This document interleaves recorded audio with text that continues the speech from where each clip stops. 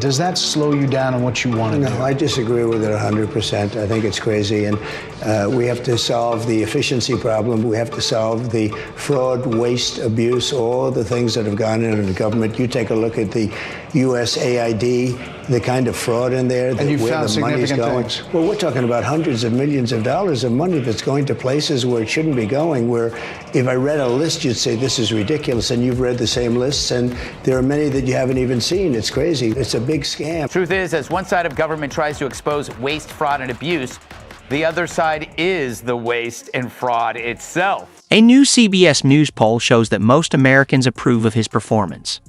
His approval rating is now higher than at any point in his first term. Number that is truly a nightmare. Clearly 70% of Americans, and now we're talking Republicans, Democrats, and independents, believe that he's doing exactly what they expected him to do. A newly released CBS poll has Democrats worried, as Trump surged ahead without even speaking. The results are even more surprising than expected, so much so that mainstream media outlets are staying quiet, realizing their own audience is turning against them.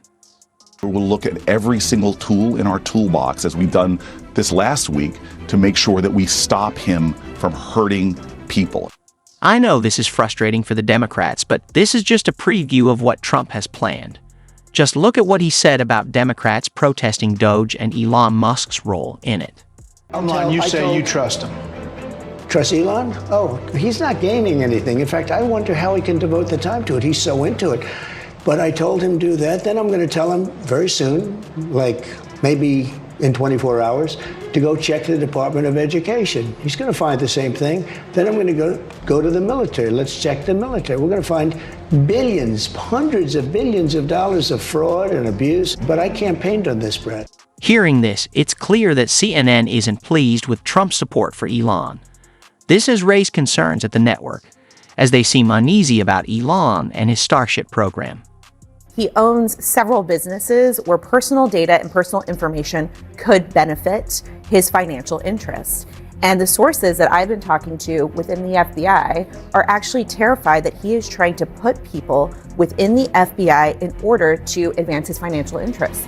One example of that is he wants the FBI to start using Starlink.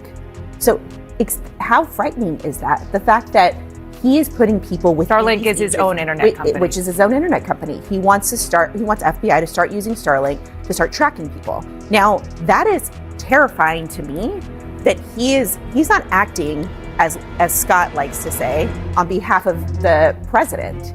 He is acting on behalf of himself. And I think people should be very scared about that. You're terrified that the FBI might have the internet? I mean, I'm terrified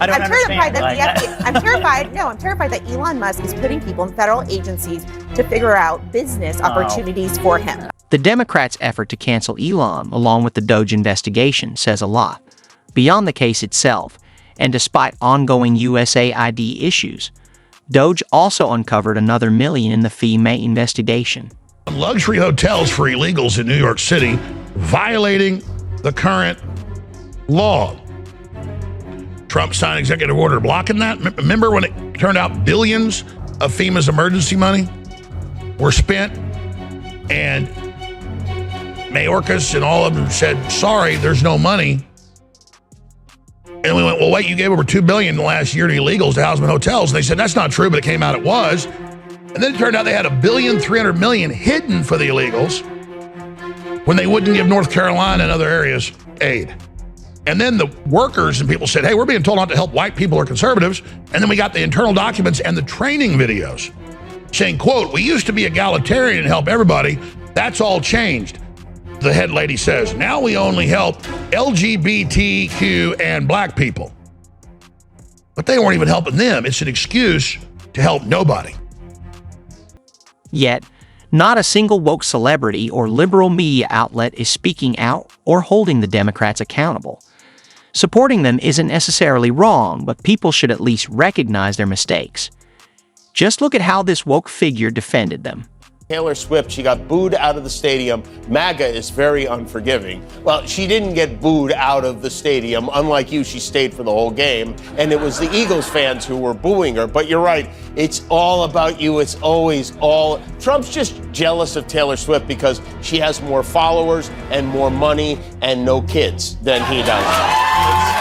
But Trump, he loved being at that game, walking around. He stood there like this for the national anthem, the draft dodger. There is no better metaphor for a Trump presidency than a military flyover over a domed Super Bowl stadium. The game was such a dud that in the third quarter, Trump started posting. He posted this attack on the penny.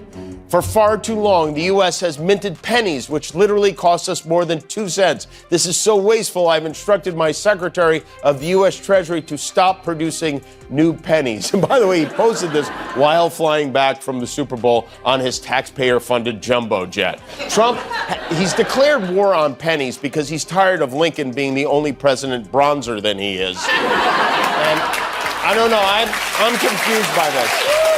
I don't know how this makes the first three. Without pennies, how's Trump going to tip his housekeeper? This is no joke. Just look at his face. He's still upset that Trump won, even though most of the country backs him. But honestly, why do people still watch this guy?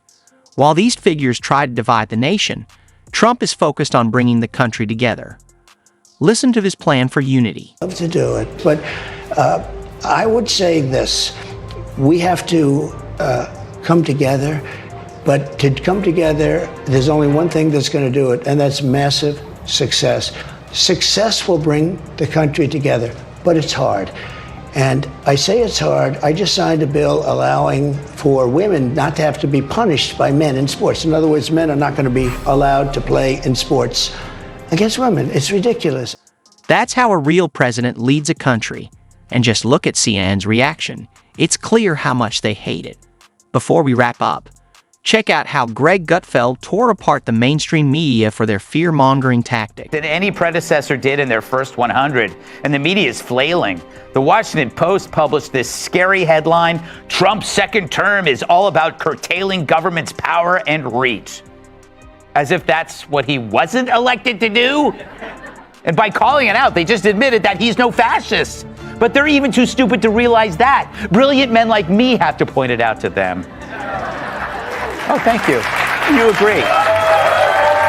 Sometimes I have to point it out myself. I mean, what fascists ever sought to shrink government? Did Hitler, Mussolini, etc.? They expand, never shrink. Truth is, as one side of government tries to expose waste, fraud, and abuse, the other side is the waste and fraud itself. No wonder they view Doge as an act of terror. So ask yourself, which side is more useful? The one which is stuck in an era they just can't get out of? Or the other one?